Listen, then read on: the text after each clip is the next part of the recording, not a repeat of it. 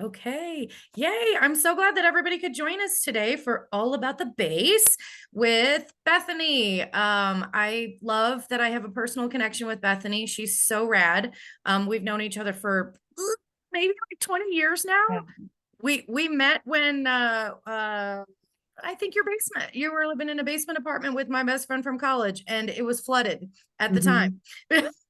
So Sounds about right. we started right there.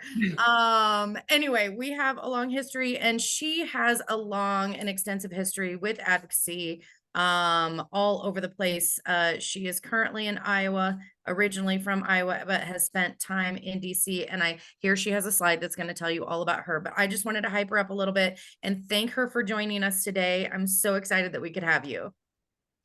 Well, I am so excited to be here. There's nothing more that I love to talk about than nonprofit advocacy. And I think that's rarely said, probably rarely said in the history of words, but I love talking about nonprofit advocacy. And I've been doing it for a long time and love to share my expertise with nonprofits. So, yeah, you're here for All About the Base, how your organization can grow your influence and power through advocacy.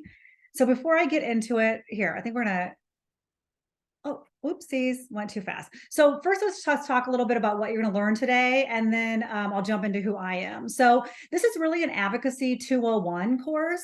It's not your Advocacy 101. From what I understand from Anna and Jody, you guys have done Advocacy 101 courses. So this is really about what is that next step? How do you take what you already know and level up from there? And so we're going to talk a little bit. I always like to start with some context, like how the advocacy sector is shifting and what this means for your advocacy strategy. Just like the nonprofit sector, just like other sectors, the advocacy sector has evolved over many years. How to move your advocacy program from a lobbying strategy to a power building strategy. So I like to talk about that a lot. How do you devise a campaign from the ground up that centers your supporters and leverages your resources and maximizes your strengths? I understand as a nonprofit, you have limited resources. And so how do you really maximize those resources and maximize your strengths while you're doing advocacy? And then we're going to talk about the 8 key steps to create energized, dependable advocates for years to come. And at the end, I will share an integrated campaign template that you can use as you're preparing for next session. So here, this little bit about me. So like Anna said, I've been doing nonprofit advocacy for many years, I think 20, 25 years. And I've been, so yes, I grew up in Iowa, but then I lived in DC, Minnesota, and California. And I've done advocacy in all of those states. I was the grassroots director. One of my first jobs out of grad school was I was the grassroots director for the American Heart Association, and I helped pass the smoke-free campaigns in Minnesota and Iowa. So I'll draw on that experience. And then I was a lobbyist for, I say, a hot second for about 6 months, and I say that was enough time for me to learn I never want to be a lobbyist again. But I obviously have worked with hundreds of lobbyists throughout my day, so I'll talk about that as well. I was a healthcare consultant and helped implement Affordable Care Act programs in California. I've been a communication strategist, but I think most notably, I was a United States Senate staffer. So I worked in a senator's office in his state office. And so I'll talk about this as well. I worked for Senator Al Franken during his first term in office when I lived in Minnesota, and I was his healthcare policy person. And so my role from living in the state was my job, or I considered my job, was to know every healthcare person in the state. And so I always like to remind people that you don't need to go to DC to visit your senators. They have literally, I'm sure your senators have at least 4 offices right there in Wyoming, and they have staff literally waiting by their phones for you to call them and ask them to meet with you. Okay, that's what I did. Not all staffers are like that, but there are people in the state. And I actually just read this great, I think it's from I'll refer to some research as I could do this, but the Congressional Management Foundation, which is an amazing wealth of research, they just came out with some research that says, does location matter? And they actually surveyed Senate offices or federal congressional offices and said, what's more impactful if you meet with someone in DC or if they meet with your staff in the state? And they actually said the state won. Anyway, I'll share that with you after this. It just validated everything I say all the time. So very excited about that. Again, you don't need to go to DC to visit your federal lawmakers, but we'll be talking about state, local, and federal throughout this. So as I say, I've been on all sides of the advocacy desk, and I've sat across the table from hundreds of advocates like you know, trying to push those policies that make the world a better place and your state a better place. So let's see if I have this annotate. So first of all, I just want to get a better understanding of where you guys come from and where you are in your advocacy journey before we get in. So how many people are on your government relations team or your advocacy team? And I'm sure you're thinking, we don't have a government relations team or advocacy team, but you do. You have people, if you're doing advocacy or you want to, that are going to serve these functions. So there's a couple ways you can in the chat say A, B, C, or D, or there's at the top of your screen or the bottom, there's a little button called annotate. And if you click that, and you click on draw, you can then you can pick what, then you can just like checkbox next to it. Look like how I did that. Have you guys ever done this in Zoom before? It's kind of fun because then we can kind of see how many check boxes there are. But if you can't figure that out, you can just type it in the chat. Say again how we do it. So you go up to the top and there's a button called annotate. It looks like a pencil, or maybe it's sometimes at the bottom of your screen. It's where your chat, QA, share screen, pause. If you don't have it, you might have to get a new version of Zoom to download. But anyway, you can just put this in the chat as well and just share where you are on how big your advocacy team is, just to get a good idea. Oh, good, Daphne figured it out. Way to go. Anyone else want to share? Again, okay, we got someone who put it in the chat. One, yeah, I mean, again, it's really common. One for nonprofit advocacy teams. So continue to share in the chat and I'll kind of continue on. Okay, well, I think I have to clear these, but I don't know how. So we'll just leave those check marks on there for now. Okay, so what I want to talk about is advocacy is evolving. And so should your advocacy approach should change as well.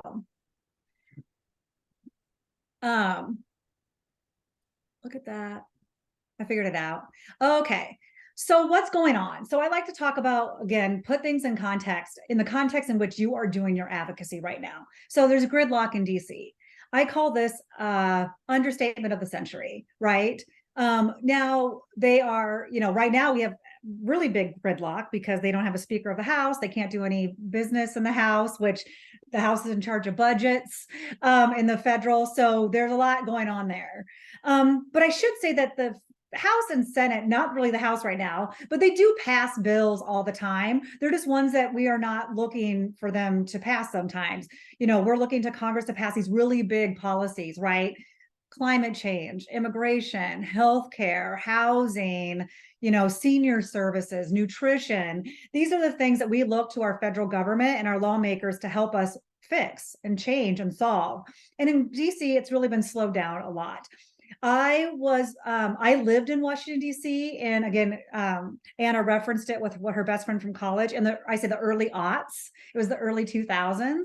And when I first moved there, I always say you can only move to DC when you're old and rich or young and poor. And so I was on the young and poor. And so you go, when you're a young person, you go to, you know, happy hours all the time. And I remember meeting folks who are doing healthcare policy and saying, it's not the same anymore. We used to go out for happy hours with all the healthcare committees would go out and all the staff. And this is 23 years ago. They said, it's just not happening anymore. We just don't see our colleagues. And that's where a lot of policy making is done, is in these informal settings. And so you can imagine if that trend was starting, you know, 23 years ago, where we are today. So what that means is there's more action in the states and there's more action in the local level. So a lot of these decision-making and policy-making processes are being pushed down. And we're looking more to our states to be like, okay, the federal government's not acting on this. What are you going to do? And I think that's great. I think that's better. The closer policy making is to the people, the more informed and the better policy we can have. So I think that's a great thing. We're starting to see some of these political and partisan divisions happen in states, but really states still are much more efficient and effective in their policy making. But what that means for nonprofit professionals is that you guys have so much more impact at that level. At the same time, There's a lack of institutional knowledge and subject matter expertise. And again, I'm going to talk federally and then I'm going to talk state. So we have a volatile electoral map federally. What that means is that people are not staying in office as long, whether that's due to retirements, scandals, being voted out of office. We just don't have that incumbency factor that we used to have. And now you're like, I didn't know I was going to get a poli-sci 101 course. But we had this a very strong incumbency factor where, and we still have it still exists, but where if someone wasn't elected, was elected for office, they're much more likely to get elected for office again.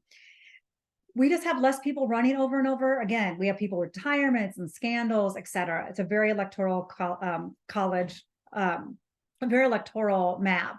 And I kind of chuckle when I say this because I'm living in Iowa now, where we have Senator Chuck Grassley, who has been in office for 115 years.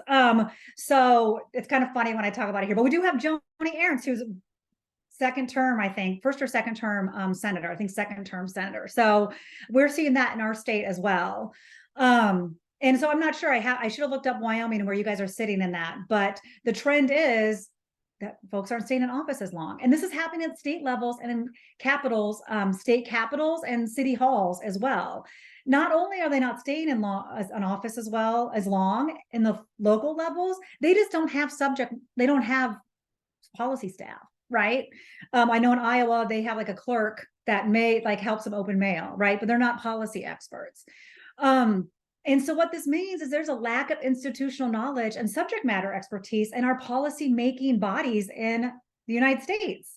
And again, when lawmakers, we can talk whether we believe in term limits or not, and whether lawmakers staying in office a long time is a good thing for democracy. But what is a good thing is oftentimes lawmakers develop a policy expertise in an area, right? So I think we can say Chuck Grassley has developed a policy expertise in the Farm Bill. He's been on ag.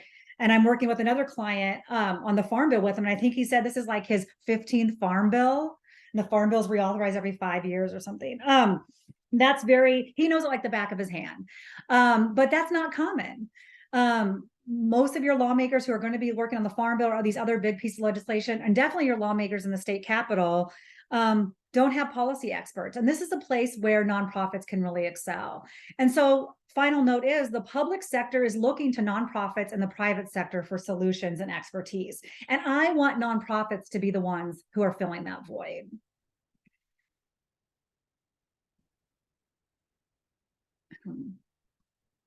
Okay, so this is why I think we need nonprofits to fill the void. We have these are corporate lobbying trends from 1998 to 2021. Horrifying, I think we can say. So this is the trend. This is the trend line. It's just going up and up. I mean, we had $1.45 billion spent in 1998, and we're triple that at 3.75. And I'm sure if we had this going, it'd be during COVID years, it went up drastically, and it's still going up. But my point to you is I don't think that we get the best policymaking when only moneyed interests are involved, right? So I talk about when I was a Senate staffer, I would get bills across my desk every week asking us to take a position, my boss to take a position on it, right? And so let's say we got this is actually a real bill, like a Diabetes Research and Prevention Act. It wasn't called that, but you get my point. And I was the healthcare policy person. And I need to figure out, is this good for the people of my state? So I was living in Minnesota. Is this good for Minnesotans? So what I would do is I would call subject matter experts in my state. Now I was my boss's subject matter expertise, but as a Senate staffer, and this is what your state lawmakers are challenged with, I had to know everything from like pediatric dentistry to NIH funding to medical device industry to private market insurance to chronic disease prevention. And like I'm a smart person, but there's like no way I can know all of those things, right? So my job was to find people who knew about those things. So when I had a question, I could call them. And so when these diabetes prevention and research bill would come across my desk, I would think, who do I call about this? And of course, you know that the pharma lobbyist has been in my office a zillion times. I know who that person is. I have them on speed dial, and I could call them and they would get back to me. But I want to know, who are those nonprofit people? The American Diabetes Association, who does great advocacy. I want to be calling those people who don't have a moneyed interest, right? Who are closer to the people who are at the center of this policy. And so I want your lawmakers to know who you are, and I want you to be on their speed dial. And that's how we can make better lawmaking. So to kind of bring this down a little bit more, advocacy is evolving. Our lawmakers have increasing pressure to respond to their voters' questions and concerns, and their constituents' questions and concerns. They need credible, factual information from their districts and communities. They are in search of examples that help them explain these complex issues, and they need to understand the impact on community and specific populations. And these are all things that nonprofits excel at, right? These are all things that nonprofits excel at. And so I call these the 3 nonprofit advocacy superpowers. These are the 3 things that nonprofits can really lean into when they're doing advocacy. Number 1, again, subject matter expertise. You know, the healthcare collective, you know healthcare back and forth about your community. No one else knows that as well as you, and your local lawmakers need to know that. You have localized data and information. I mean, you guys have heard this. How many times do folks, lawmakers say, how does that impact the folks in my district, right? You guys have that. And last, you have stories from people with lived expertise. You can share, this is how this policy would help people in our community or is hurting people in our community, or like whatever the case is. You are closest to the people impacted by these policies. But last, what's our kryptonite? What is the thing that nonprofits have more of than any other group? Does anyone want to guess? You can just shout it out. You're thinking, well, not money. We know that for sure. Not resources. People. We have access to people. And that's something that many corporations don't have access to, businesses, but we serve people and we have access to people, and people vote, and people are constituents. And that's who lawmakers care about ultimately at the end of the day. So some more trends on the Hill. Again, this is from the Congressional Management Foundation, who I love their research. They did this back in 2017. And I know this is federal, but I think there's a corollary to our state and local policymakers.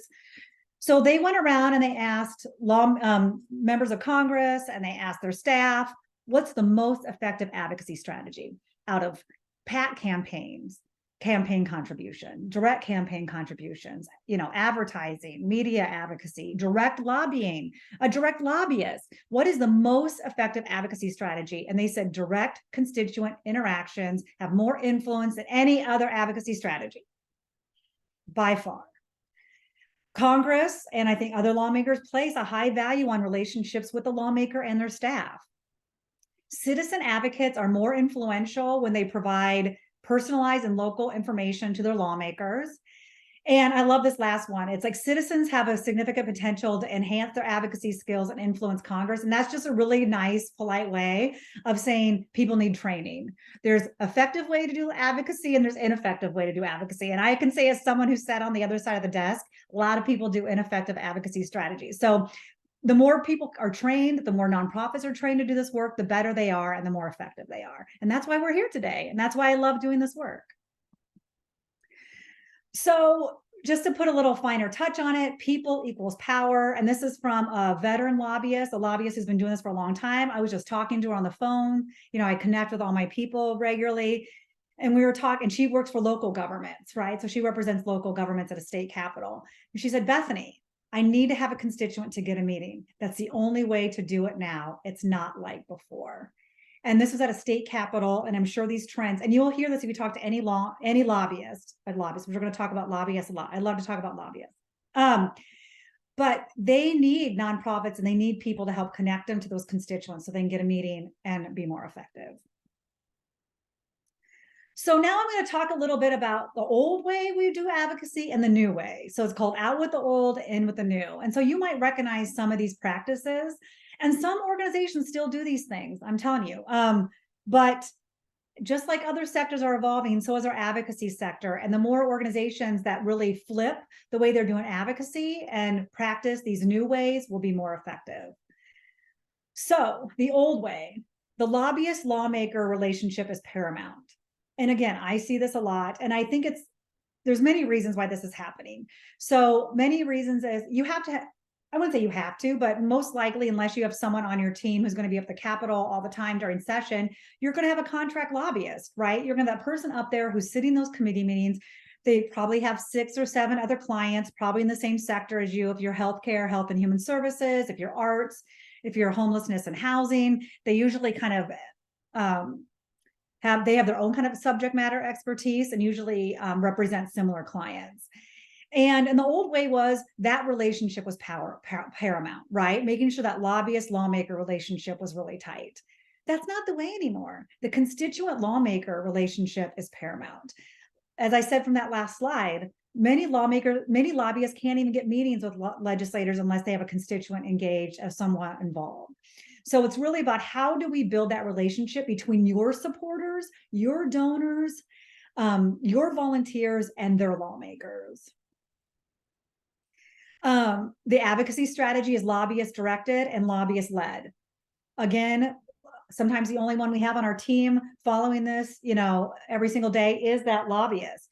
But really the new way is it takes a multidisciplined team to have winning legislative campaigns. And we've really seen this with the advent of social media. Now, I don't believe that tweeting your lawmaker is like how we make change. And I will, fight anyone who wants to take me on with that. But you do have to be able to communicate to your constituents, your supporters in a meaningful, interesting way to get them to contact their lawmakers, right? And so you can't just be relying on the lawmaker. I have some really great examples of this. So a good example of where your advocacy strategy is lobbyist led and directed versus you're looking at it from your members is I always encourage my teams, and you'll get this in your campaign planning document, is looking to see where you already know right now. Let's say, well, I'm just going to take health because I know that area and I know we have some people who do healthcare on here. You already know sitting here today in October, who is on your health and human services committees in the House and Senate. You know that right now. You know who the chair is, unless there's some kind of special election happening. You already know who that is. So you can already go take a look. And if someone wants to tell me the names in the chat me their names, who's the chair of the Senate Health Committee and the chair of the House Health Committee in Wyoming, you can already look today and see where do those people live and do we have people in those areas? Like right today, you don't have to be waiting on anyone to do that. And that's you already figuring out where are your centers of power, where do we have strength and where do we not? And then thinking about we don't have people in that district. How do we build that up? How do we talk to folks or who do we partner who does? So it's taking not just relying on the lobbyists for their relationships, but thinking what are the relationships we have and we need to develop. Engaging members in advocacy was focused on an in-person lobby day. That's the old way, right? I can't tell you how many times I talk to nonprofits and I say, so tell me about your grassroots efforts. And they say, well, we have a lobby day. I mean, 90% of the time, that is how they start. I'm like, excellent. What are you doing the rest of the year? That is great. But a lobby day is that is a high volunteer engagement, right? You have to take a day off from work. You probably have to prep for it. I'm hoping you guys are training folks. You have to put on pants with a button or something, right? I always say you have to dress up a little bit, right? You're just not going to wear your PJs to the Capitol or whatever just what pants you wear during the day. You have to get in your car. It's going to be winter time in Wyoming. It's winter time here. It's not my favorite time to drive around. Drive to your capital. Yeah, Cheyenne, is that right? I know all the capitals. I've been there. I've seen almost all the capitals in the United States. It's beautiful. Right. That's a high volunteer level engagement. So that's the only time you're engaging your advocates. You're really missing the mark. That should be one tactic out of many that you're doing year round and specifically during the legislative session. So the new way is engaging your members in advocacy must occur year round, be dynamic and be multifaceted, right? Not everyone's going to be able to want to come to Cheyenne is going to be able to. So what are those other ways that you can engage them in the advocacy campaign? The old way is single constituency campaigns could be successful. I see this a lot. I work a lot with associations where the new way is winning campaigns include a broad coalition that are multi-sector. So one example I give, and I know I'm a very, weird duck, but I was I'm of that age now, I'm getting mammograms. And I was at the radiologist oncologist department. And I was like, oh, I wonder what kind of policies are they working on? And I know not everyone is like this. So I went, and I do this a lot. I went to their website and I was like, what kind of things are the radiologist oncologist? and all of their advocacy stuff was behind a member portal. And I was like, what if I wanted to take action on their advocacy campaigns? I don't even know what they're working on. You can't, we lawmakers want to see that more than just radiation oncologists are engaged in an issue. Now, of course, there's going to be those little tiny, like not tiny, but maybe really detailed or regulation. There's going to be these niche licensure things that just one group of people are interested in. But I'm talking about these really big policy changes that folks are engaged in. If you're trying to do payment reform for healthcare, you need to be engaged and show that's not just the radiation oncologists who are wanting this, right? We want patients, healthcare providers, et cetera. So winning campaigns include a broad coalition. And just to put a finer point on that, never put your advocacy stuff behind a member portal if you work for an association. I always say, can your grandma take action on this? That's who should be accessible to. The old way is messages are focused on stats, info, and policy jargon. You can have, I know it takes more work, but you can have, and I'm doing this right now for a client, you can have that fact sheet that's for the legislators. That's like, this is the annual appropriation. This is where it's going to come out of. This is how it works, in the background and with what departments. But then you can have your really nice one for people who don't speak the jargon that tells them why they should care. And we're going to be doing this. My next training I'm doing with you is in 2 weeks. We're going to be talking about storytelling as a powerful tool. And as I say, a fact sheet never changed anyone's mind, right? Storytelling must be an essential tenet of your advocacy campaign. And nonprofits are poised to do this. You are working with people who are at the center of this campaign, and you have those stories to tell. The old way is a handful of active members could advance a policy proposal. And I use members a lot because I work with nonprofit associations often, but only a handful of active supporters, donors, volunteers could advance a policy proposal. I mean, again, this could be the case with some of those smaller, less big issues, but a sophisticated campaigns use cutting edge tools and track data to ensure data. So this is the part where people like to ask me, I like to talk about online advocacy tools. So you see those online advocacy tools, right? Advocacy software. And people are like, if we're going to do advocacy, do we have to have advocacy software? I would say, no, you don't have to, but it's going to be increasingly challenging. And it's kind of like, would you start an organization and not have email? Well, then how are people going to get a hold of you? Yes, you could do it by phone. People could call you up every time. They could send you things in the mail. But is that really effective and efficient way to run your organization? I think you'd probably say no. And these advocacy tools, there are zillions of them, and they have become so cheap. So there's actually some free ones out there. And what I'm talking about is those tools where you send a note to your volunteers or your supporters. You say, hey, I want you to contact your lawmakers. And then you have a link there where they can literally just contact their lawmakers.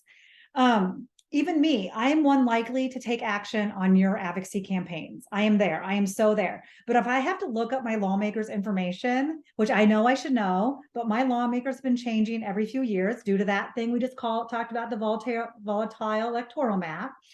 I don't even remember who my lawmaker is right now for next session. And if you want me to contact them, if I have to look them up, you just lost me. I went to go get a cup of coffee. Like, I'm not going to do it unless I'm like so inspired and moved. But if you have a link there that connects them to lawmakers, that's easy. They're much more likely to engage. And then we can have the conversation about whether those emails work versus phone calls, et cetera. We can have that tactical discussion. But if you don't have that tool yet, it's just even hard to have that tactical discussion. Further, if you aren't using advocacy software and you're asking people to contact their lawmakers, how do you know that they did it?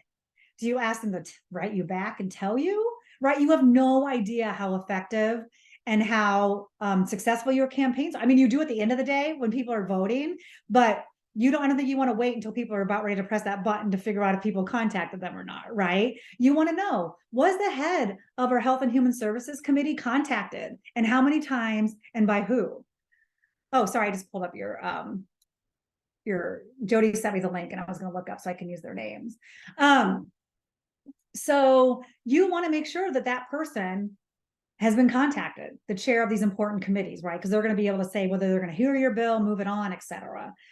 Another thing that I talked earlier about those centers of power, there's really a very hard way to track your centers of power. And no, do we have people in this lawmakers district? If you don't have an advocacy software that you can input everyone's data, and I love the ones that have heat mapping, and it shows you all the like light red or where you have barely anyone, or even white, and the really dark red shows where you have lots of people probably in your population centers, which makes sense, right? Cheyenne and Laramie. That is just one way that the tools are very helpful. Another way that they're helpful is they help your lobbyist, and this is my like value proposition to lobbyists and why they should have like engagement specialists, is before a lobbyist walks into the office, I can say 15 people contacted them this week about this bill. Now think if, and I can even print off the letters and hand them to them, the lobbyists to take in. So think how much more impactful and powerful that lobbyist is saying, hey, I know that 15 people contacted you last week about this.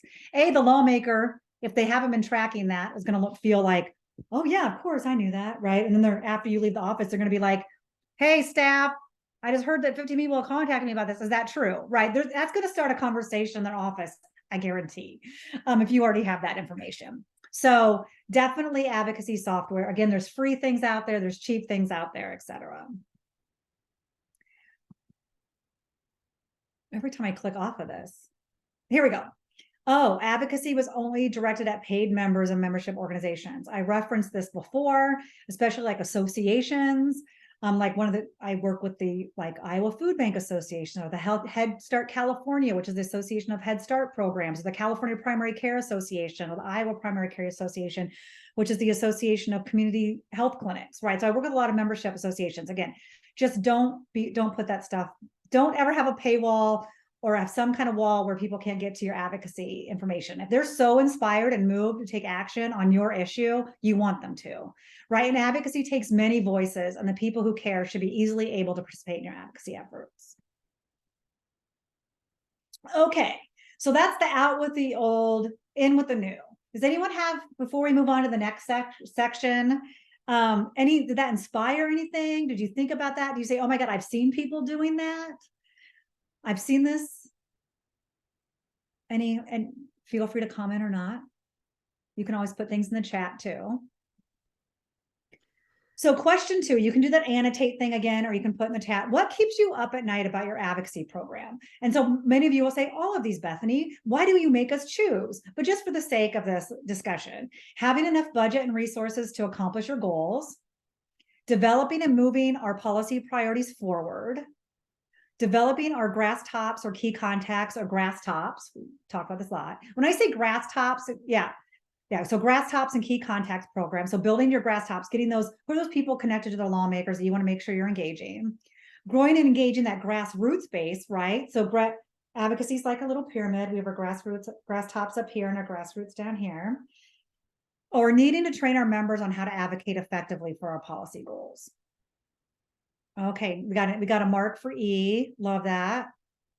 Anyone else want to share? What keeps you up at night about your advocacy program?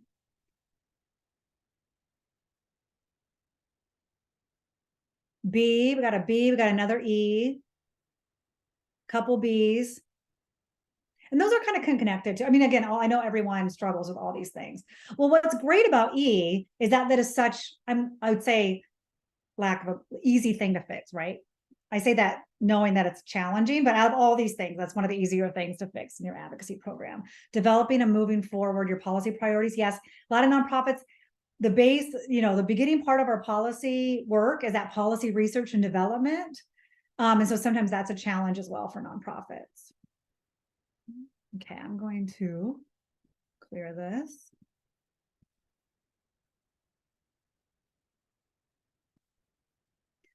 So to move from that old way to a new way, one of the things I found, it's really a change in mindset from the nonprofit leaders. And I'm going to talk a little bit about that. So again, changing your mindset, and goes from centering your members and supporters' strengths and expertise. So think about your supporters, your donors, your volunteers. How do you center their strengths and expertise in your advocacy campaign? It's less focused on tactical movement of bills, and I'm going to talk about this in a minute. lobbyists are really focused on, and we need to be, someone needs to be focused on how is this bill entered in a subcommittee and then goes to committee, goes to the other subcommittee, goes to another committee, goes to the other chamber, right? Someone's got to be keeping track of that. But if we focus so much on those tactical movements of bills, sometimes we lose big side of the big picture. So you encourages you looking at the big picture and beyond the current session, and then focuses efforts creating and sustaining engagement of members. So this is what a change in mindset does. You're going to center your members and supporters and their strength and expertise, less focus on tactical movements of your bills, looking at the big picture and beyond the current session. Someone needs to be, but we can't all be just thinking about the next 6 months. How do we pass this bill? Is it a 3-year effort? Is it a 4-year effort? And what do we need for that to happen? And then focus on creating and engaging your members or your volunteers. So first of all, you already have built-in advocates right now. Every single one of your organizations has built-in advocates. You do not need to look outside the walls of your organization. You have staff, whether that's 1, 2, 3, whatever that is. You have your board of directors who should be your biggest advocates, right? And be fully engaged in your advocacy. And then you have your donors. I haven't even talked about volunteers, right, or other folks. So these are built-in advocates you already have today. But then you have these advocates that are outside your organization that you can engage. You have coalition members. So I talk a lot in nonprofit, and I think most nonprofit advocacy should be done in coalition. That is the most effective and efficient way to do policy advocacy, is leveraging and sharing our resources, right? Other stakeholders. So who are some of those other stakeholders in your sector that are invested in this? Like I do a lot of healthcare advocacy. So insurance companies, hospital systems, clinics, healthcare providers, right? These people are all interested in improving, hopefully, our healthcare system. And then community members, and these could be your volunteers or people with lived expertise. Now, some of the reasons I don't highlight people with lived expertise is sometimes it doesn't make sense for organizations to engage them. First of all, I point to children's organizations. Yes, we can engage children in our advocacy. We have to really think about that. I really like to want organizations to think about doing trauma-informed advocacy, and I'll touch on that in 1 minute. If you represent animals, for example, although my favorite days of the Capitol are Animal Rescue League days. I have a dog from an animal rescue day at the Capitol because I walked by it and I was like, I guess I need a dog. So those are everyone, we love animals and children, but use them sparingly and, in timely manners. But also, if you are an organization that has people who have been harmed or engage in trauma around policy, so some of these are like, people who experience domestic violence or sexual assault or other kinds of trauma and harm, think about what kind of support you're going to provide them if you do engage in their advocacy efforts. So I'm the board chair of our state LGBTQ organization, so One Iowa Action. And so every time we have people come to the Capitol and testify, we offer counseling to them. And so that is something I just want people to keep in mind. We understand that to go to the Capitol and share about your life and your personal life can be trauma. Sometimes it's not a fun experience, what I'm saying. And so to offer people that extra support afterwards is really helpful. So what about lobbyists? I've talked a lot about lobbyists. Where do they fit into the picture? Some might call me, I'm not a lobbyist hater. I love lobbyists. I love really awesome lobbyists who get grassroots. And lobbyists are incredibly important because they know the who, the what, and the when. As you guys know, policy is all about the little rules and understanding the inside baseball, understanding the game. Lots of, if we miss a deadline, that's a really bad thing. You want to make sure bills are passed, and get through these certain stages. And lobbyists are great for that. The who, the what, and the when. They are tracking all of that. But just remember, a lobbying strategy is focused on bills moving from one point to the next, right? I really talked about that tactical. Did it get introduced in the right chamber and the right subcommittee, gets to the right committee, goes to the next right committee, goes to the next chamber, gets to the governor's office. And that's incredibly important. But a grassroots strategy or an engagement strategy is focused on building power for your organization. And if you think about it that way, those are two very different ways of looking at your advocacy, isn't it? Very tactical and, you know, getting from one step to another versus how do we build power for an organization? Because power is durable. And I want you to just repeat that in your mind over and over again. Power is durable. Power is lasting, right? Power is what will sustain you and help you win over time. So how do we focus on the engagement strategy to build power for your organization? Because as a reminder, your success inside the Capitol is dependent on your power outside the Capitol, right? I always say I've worked with some of the best lobbyists ever. You can have the best lobbyists, but they're only one person. They have probably, unless they're an in-house lobbyist that just works for you, which would be pretty rare for a small organization, they have other clients. And they only are from one, they're only from one district. They only like constituent or voter from one district. And we know, and you guys know this, the lawmakers will not feel compelled to act unless they feel pressure from the outside, right? We see this every day. We can sit problems in their lap all day long and they're going to hot potato it to someone else unless we make them feel like it's their problem and people are watching them. So that's how we build the power, and we use the power on the outside the Capitol to help you with your success inside the Capitol. So question 3, again, please feel free to put any questions you have in the chat, put any, you know, jump on camera and ask me a question. So what is the most common reason your members give, or your donors, volunteers, and supporters give for why they aren't engaged in your advocacy efforts? So when you're like, people, call your lawmaker, what do they tell you why they're not doing it? They don't have enough time. They need more training and practice. They don't see it as a priority or think it will make a difference. That breaks my heart. And the issues aren't important or compelling enough to them. So if you were to ask your board of directors at your next board meeting, why aren't you engaged in our advocacy efforts? What would they say? So they need more training and practice. They don't see it as a priority or think it will make a difference. Anyone else? We got 8 more people on the call.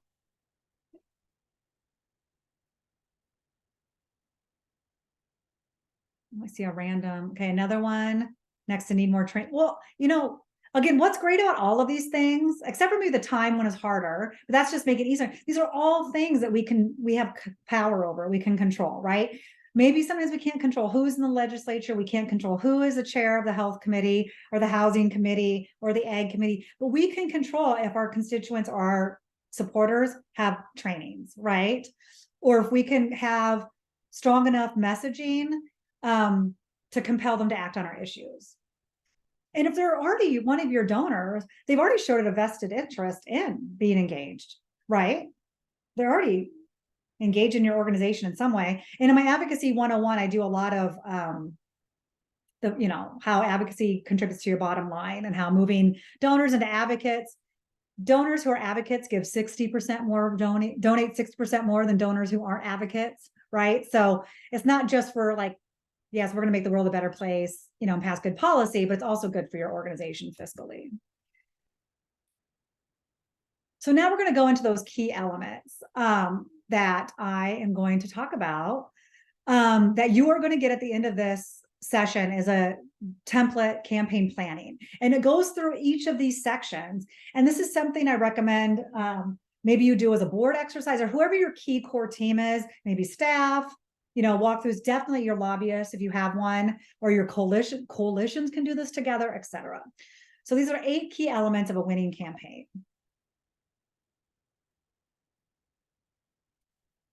Okay, these are the 8 elements. I'm going to go through them one by one. You can kind of read through them: the right team, planning, campaign mode, buy-in from leaders, the right tools, flexibility, communication, and evaluation. And I have touched on this throughout this presentation, these themes. So the right team. One thing, again, I think is really important is thinking about who are the people who are making up your advocacy committee, right? Who are those people making up your team? And you're probably thinking, oh my God, we don't have this many people on staff. This is where you can draw from key donors, your key board members. The first one I want to think is like, okay, and also some of these people can play dual roles. So you don't need to have like 7 people. Some of these people can be 2 and 1. So the one thing I'd like to stress though is you have to have some kind of campaign manager. I call this like the quarterback. And I always think it's funny when I use sports analogies because I know nothing about sports, but here we go. So this is the quarterback. This is the person who sees the whole field, right? I think this is what a quarterback does. They know what the defense is going to do. They know what the offense is going to do. They're calling the game. But there's someone that has to see all the parts happening at one time. Sometimes people think the lobbyist is doing that when they're actually not. The lobbyist is really focused on, again, that step by step. Are we getting this bill? Are these long, they're not thinking how's the whole thing coming together? How's our media advocacy? How's our grassroots advocacy? How's the direct lobbying? How's that all coming together? So you need one person who's kind of pulling in all those people and seeing the whole thing. An engagement strategist, this is the person who's doing the outside the Capitol work. How are we engaging the people in our organization inside the work in the Capitol? You can call, again, this can be sometimes as the communications person, this can be various people, but you need to have someone whose eye is on those grassroots and grass tops folks. Who is getting people to contact their lawmakers and who is communicating with them? Lobbyists, whether this is contract or in-house, who are those people? And maybe it's not a lobbyist, maybe sometimes executive directors do a lot of this work. Who's that person who's engaging with the lawmakers every day at the Capitol, who's attending those boring committees, et cetera. And then that person would probably work together with the engagement strategist to be like, okay, we have a committee meeting coming, committee hearing. Who do we have to testify? And so the lobbyist, this is like how practically it would work. Lobbyist says, hey, we have a committee hearing next week. We need testimony. We want someone to testify on this. Who's going to do that? And then that engagement strategist or that executive director would be like, oh, okay, I need to find someone from this, district to testify. Policy experts. Again, this would probably be people inside your organization. Who are the people who know the ins and outs of the policy? Who know, like, if this is going out of this budget area and going into this budget area, who really knows those complexities of policy. Again, that could be your lobbyist as well. A communications person. This could be your engagement strategist. Who is talking to your people? Who is writing those action alerts? Who's writing those compelling fact sheets? Who's writing those talking points? Who's keeping people updated on what's going on? Usually your communications person. Who's putting that on your social and your newsletter, your web, and who's coordinating the media if that's part of your strategy. I am very strong on this. You should have a board liaison be part of your advocacy team. Whether you have an advocacy committee that you're reporting back to, or you have that person come to your advocacy meetings or you touch base with them every other week during session, who's that board liaison? So they are making it a priority for their board members to be engaged. And then this is for more larger organizations. You just also have someone from the C-suite or the executive team should be on the policy, on the advocacy team or the government relations team. I say if your CFO does not know what your legislative agenda is, why should anyone else care? Right? I want to talk about this again in a minute, but if people inside your organization don't know what your legislative agenda is, people outside your organization won't care. So focus on the inside. I say get your inside of your house straightened up before you work on the outside of your house. So you need to have the right team. So again, you don't have to be all those people, but just thinking through who those people are and who's fulfilling all those things. Planning, legislative segmentation and targeting. Again, this is something, again, you guys have a seasonal chamber in your Capitol. They're only in January through spring. So a lot of people start their advocacy planning in January, which I'm like, that's go time. That's like planning again, I'm going to use some sports analogies that I'm completely inequipped to use, but that is like planning what plays you're going to run on the field the day of the game. Who would do that?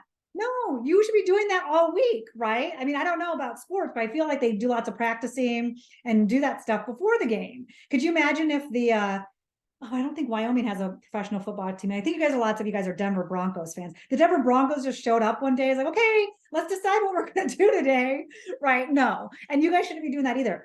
Right now, Jody put a link into all the committees. You can see who is the chair of the health senate of your committees that you're going to have to go through and think, do we have people there? Do we have a good relationship with this person? So here I did House of Representatives and Senate. I put the bill is going to originate in the Senate. I guess I know you guys might be a delegation or an assembly, but the second chamber is the House. So it's going to go through the Senate first, and it's going through the Senate Health. This is a budget. So it's going to go through Senate Health Budget Committee. Then after it gets through that, it has to go through budget committee. Then after it gets that, it has to go through the Senate Health Committee before it gets to the Senate floor, and then it goes to the governor, right? And then we repeat it. Now, some state legislatures do, the bills are going through the both chambers at the same time. In Iowa and some other states, it goes through one chamber first, then it jumps over to the other chamber and goes to that chamber. You guys know what you're doing, but just, you can already look at these things right now, look at your committees of jurisdiction and think, where do we need to place our most effort? And do we already have people ready? And this is something you can fill in with your lobbyist or whoever is doing that. Campaign mode. So I talk about this, having the right team, again, led by a campaign manager, or who's that quarterback, who's that person who's like running the show, who's making sure everything's going on. You need to make sure this is flexible, quick, and you have a structure in place to make fast decisions. I cannot tell you how many times I've seen nonprofits get hung up on, and I just had this happen 2 weeks ago with one of my clients, because they don't have a quick way to make decisions. And so, well, wait, we need to talk to the board about that. I'm like, well, when's the board meeting? Next month? Okay, well, that's not helpful. We can't, like, this is happening next week. We can't wait till next month to make a decision. So your board has to decide, what are those parameters? What do they need to go to the board for? And if the board is going to tell you they need to go to you for things, they need to come up with a system in which they can react quickly. Because, during session, can't be like, oh, wait, chairman of the health and I need to go talk to my board director about that. No. We just had this, I'm working on a farm bill thing for one of my clients, and one of our senators, I'll say Senator Joni Aaron, sent out a kind of I'd call it an inflammatory email to her email list. And I thought that we should respond to it. Oh my God. We did. I was impressed. We did it in 5 days, people. There was a weekend, but I was so impressed. I know I really pushed their limits. That's not how quickly they usually act, but they got the response letter out to Senator Ernst's staff within 5 days. And I just praised them so much, because that was definitely against their culture. But what I said is, this is such a good opportunity for us to practice what we're going to do during session, when we're going to have to make quick decisions. So what does that structure look like? What kind of parameters can you put in place so you aren't going back to these decision makers constantly, right? Because they're not going to like that. That's annoying to them. And it's definitely going to slow down your work. So make those parameters created so the campaign team can keep momentum, and you need to ensure the alignment and coordination and communication across teams. Whether that's, think about how that works. I'm working with an organization that created an advocacy team, and they only meet once a month, but I said during session, we're going to have to meet once a week. Now that's just putting it on the calendar once a week. We might not have to meet once a week, but who doesn't like getting time back in their schedule? I just want everyone to hold this time. So if we need to talk, it's there. But if we don't, we all get it back. And so they're kind of getting used to that. They're sitting with that. I'm giving them a few months to get used to that. But we're going to start that in January, because we can't talk once a month in January, right? Once the session starts. Buy-in from leaders. So I've touched on this. This is something I do with my clients called circles of engagement. Again, I work with lots of healthcare organizations, and they say, I say, who do you want to engage in your grassroots? Patients. We want to engage patients. And that's when I say, how many of your board of directors know your policy? Does your CFO understand your policy policy priorities? Does your staff? So you can see here, you need to start with inside your organization first. So another thing is, nonprofits have very little resources, time, and capacity. One of the things that nonprofits, they come to me with, they're like, we need to use all these people. And they just get like stymied and stressed out. I'm like, wait. And this is this current client work. Let's just focus this 1 year, year one, we're going to focus on engaging your staff, your board members, and your advocacy committee. And that's it. Forget about everyone else. Year one, we're just going to focus on your staff, your board members, and your advocacy committee. Year two, we'll bring in coalition partners. And that way, that like less stresses them out. Let's just focus on these key people, and we'll build out. As we strengthen that, we'll build out. But you see, people you serve in general public isn't until stage 4. That's like the outer ring of the circle. You have all these other groups you need to engage before you engage those folks. So I touched on this before. You need the right tools to share information quickly. Oh my gosh, I just love that I'm working with this client right now. One of the things we're having a challenge with is they don't use a shared drive. And so they just send me like, I have like 17 versions of the legislative agenda. And I'm like, this, we need a place where we can store things, where if the advocacy committee needs to see the latest legislative agenda, they know exactly where to go. They shouldn't have to email me. They shouldn't have to email you. You just create a shared drive that everyone can access, that has the talking points in it, that has the campaign plan, that has your targets, everything. So I'm working with her. I'm like, I don't care what you use. I'll even use Dropbox or SharePoint if that's what you want, but I can't have 17 versions of a legislative agenda. And so you need to share information quickly, determine, you need to figure out, you need these right tools to determine how effective your efforts are. I talked about using advocacy tools. How do you know how many people called that lawmaker? How many emails did they get? You need to show where you need to spend more time and resources. If people aren't opening up your emails, if your click-through rates are low, you need to test those out. You need to figure out different subject lines, right? Where's the problem coming from? It's because people aren't opening. Are they not clicking through? Are they not getting them? Where's the problem? So you can figure that out. And then to use in coordination with your direct lobbying efforts. Like I said, if that lobbyist can walk in with 15 letters and say, I know you got these last week. I know that, Jane from Laramie reached out to you and I have her letter right here. That will be so effective and impactful down the line. Flexibility. Again, this is about having the right team in place, but you need those structures that allow ability to make quick decisions. We can't be stymied by our own bureaucracy during the legislative session. One of the groups I work with, they have a rapid response text chain, which I love.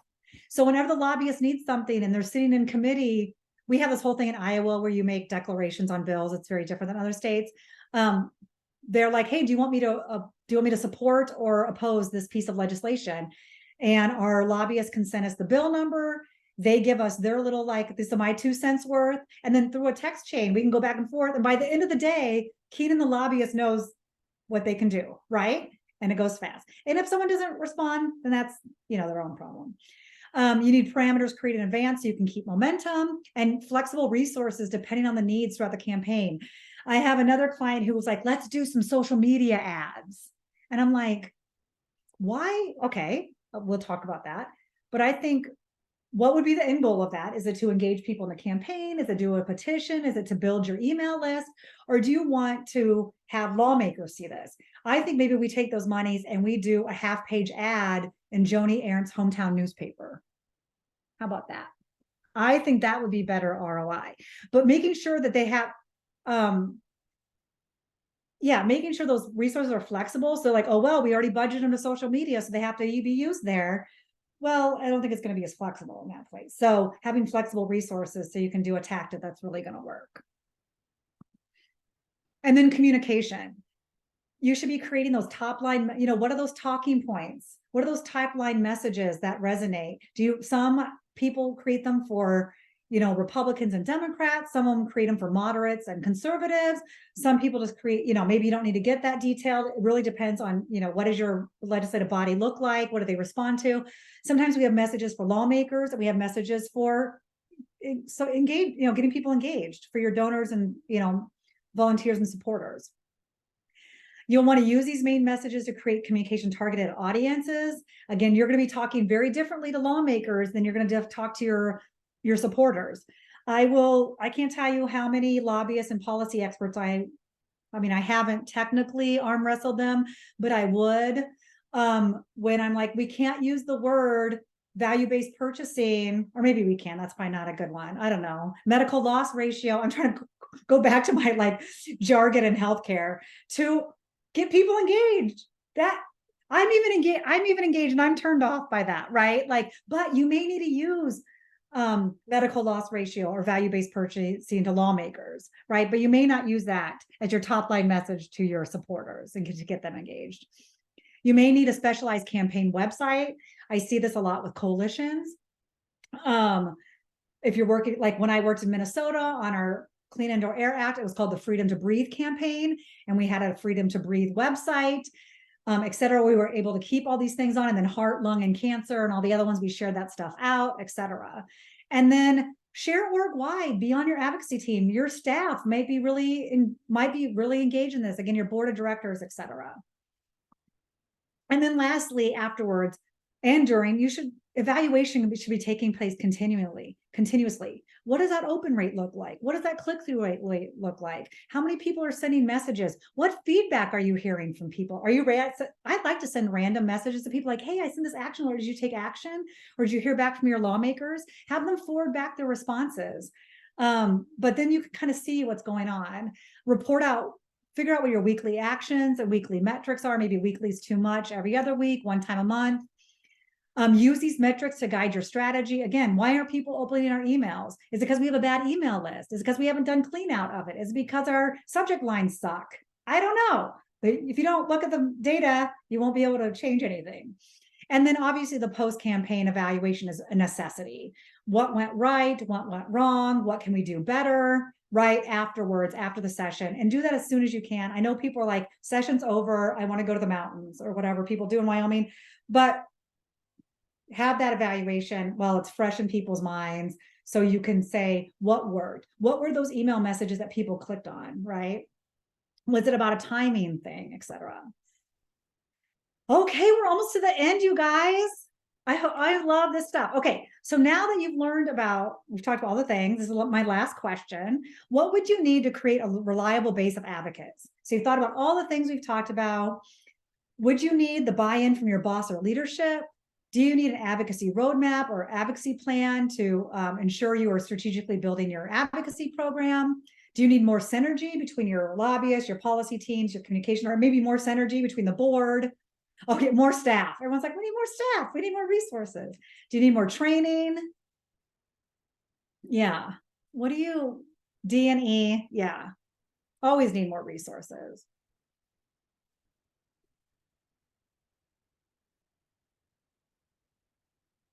All right. All right. I'm going to just talk briefly about some case studies. These are on my website, so I'm not going to go into them really deeply, but just to kind of show you how different campaigns can evolve. So I mentioned I work for the California Primary Care Association. So this is their community health centers, or FQHC, federally qualified health centers if you're in the healthcare space. And so what was fascinating about this organization, again, they're a membership organization, so all these community health centers belong to this state organization, state association, is that they had like 1,300 health clinics. Again, just for perspective, in Iowa, we have 16 health clinics. Okay, so I think in Wyoming, you're probably about the same. 1,300 health clinics, 40,000 staff, represent 9 zillion Medicaid patients, right? Huge numbers. Theoretically, this organization should have been able to walk into any lawmaker office and get whatever they need, right? Think about the power they have behind them, but they had no way to turn that spigot on. They couldn't figure out how do they engage these people. And so I worked with them on really, it was really on those centers of engagement.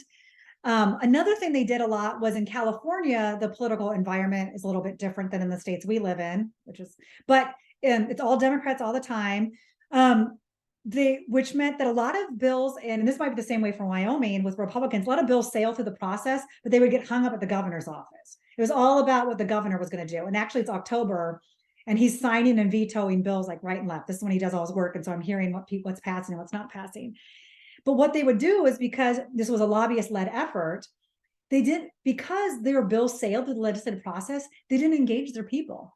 Because they said, why do we need to have people contact these lawmakers? It's going to pass the Senate Health Committee. We already know that. And so when I was talking to the lobbyists, I was like, but what's happening is you're not engaging people throughout the session. So when you need them at the end, they're like, to them, you like dropped out of nowhere. Like, poof, they're like, oh, now you need my help. And they just weren't primed. They weren't ready. They hadn't been taking action throughout the whole session. So they just weren't as like invested in it, even though they'd been communicating with them. So I was like, yes, I know that, the bill's already going to pass through these committees, but what's a way we can engage people? So then when it gets to the governor's office, when you need them, they're ready. They're ready to go. So that's kind of the nuances of that campaign. I have a little bit of, look at that annotation there. So case study 2 is interesting. This Minnesota Social Service Association. This is a quasi-governmental organization, which I thought was fascinating. And so they were an association of like health and human services people. So I'm talking like child care, child welfare organizations and agencies, some county level folks, public health folks, et cetera. And so what their challenge was is they had all this competing policy priorities, right? Because their membership was so vast. Do we focus on health? Do we focus on child welfare? How do we get these quasi-governmental people who think they can't, who can't lobby, or we're part of the county? How do we engage them? And one of the things they came to me, which I thought was so fascinating, they said, oh, it'd be so good if we were just Minneapolis based.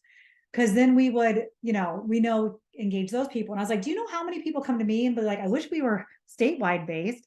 Because what was interesting in the makeup of their state legislature is so many of the health and human services lawmakers were from greater Minnesota. And so I was like, you guys have an incredible opportunity to impact this policy making because the legislators are from where your people are from. So it was like, again, turning it around, showing them that they had power, and then how do we engage those folks? Okay, so I'm going to put in here the legislator. Oh, so we have two things for you. I have a couple different tools I'm going to send home with you. I'll also send these links to Anna, and she can send them out afterwards. So one of the things I think is awesome thing to do with board members is, where did it go? Here we go. This is a lawmaker research worksheet. So it also, this is, again, something great to do with board members where it says, okay, they look up their lawmaker and they do a deep dive. What do we have in common? What don't we have in common? You look at what church do they go to? Do they belong to the Rotary Club? And I will tell you, even with seasoned advocacy people, whenever they do this worksheet, they always find out something new about the lawmaker. I didn't know the lawmaker went to college with my brother, or whatever it is. So, and then here's the one that you can do for your organization. And again, I'll send Anna all of these. And then the last one is that integrated campaign plan template that goes through those 8 things that we talked about, those 8 steps. And so these are just some tools that you can use when you're doing your own campaign planning. Again, that campaign template planning tool, you can do that right now with a group of people, your board of directors, whoever that might be. Before I get to questions, I'm just going to tell you a little bit about some more resources. If you need more resources on nonprofit advocacy, my go-to is Alliance for Justice and Boulder Advocacy. I saw that in 2018. They came and did a training with you guys. They really do the nuts and bolts of like, how do we do the H elective? How do we track our time, etc. And I'm actually partnering up with one of their former lawyers to do like a little checklist. So I'm really excited. That's going to come out in early 2024. Board Source and the National Council of Nonprofits, they all have nonprofit advocacy tools on their websites. And then, of course, my own website. I don't have as many tools because I only share them with special people like you, but I do blog a lot and talk about some of the challenges my clients are facing. I'll send, if you want to sign up for my tools and tips and trainings, you can. I'll send Anna the link.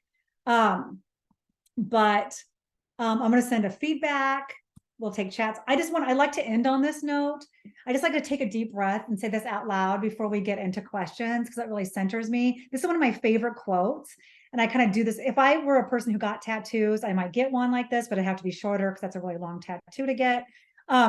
Never doubt that a small group of thoughtful, committed citizens can change the world. Indeed, it's the only thing that ever has. So when you're thinking your organization is so small and so little, that's all it takes is a small group of thoughtful, committed citizens.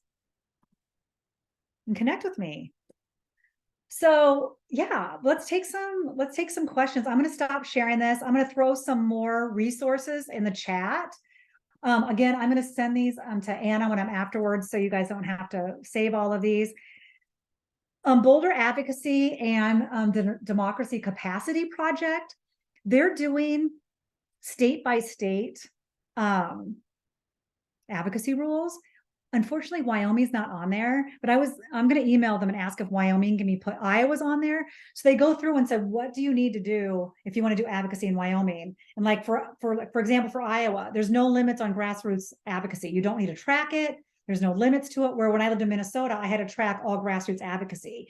So they have those kind of things. Does your lobbyist need to register? Who needs to register, et cetera, et cetera. So I'm following up with them to ask them if they can do Wyoming next because they don't have you. But So just keep that bookmarked, and I'll let Anna know when they do one for your organization. Obviously the Wyoming legislature, they have this little brochure I found about their ethics guide, which I'm sure if you're doing this, you're already well versed in this. And then Ballotpedia I use often as well. I use them a lot during elections, but there you go. Anyone want to ask me a question before we have just have a couple more minutes?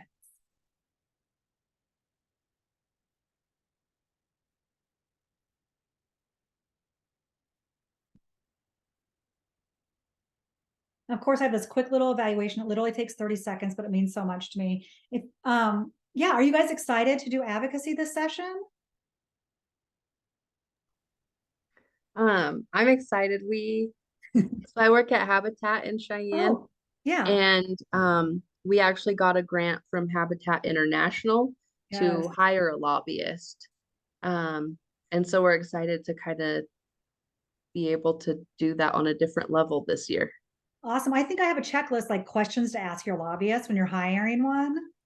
I'll see if I have that, because it's like a lot of times you forget to ask, like, how we know, what is your perspective on grassroots advocacy? How would you work with us to engage our grassroots? Right? Like, Yeah. I'll try to dig that out and send it to Anna so she can send it to you. That's awesome. I was going to say, so the organization I'm working with in Iowa, the Iowa Food Bank Association, got an advocacy grant from their national organization, Feeding America, to hire me. So that's another thing to tap in for advocacy resources. And that's really flexible money. And so then I'm working with their lobbyist, to put together this engagement campaign. So yes, good luck. Excited. Anyone else got some plans?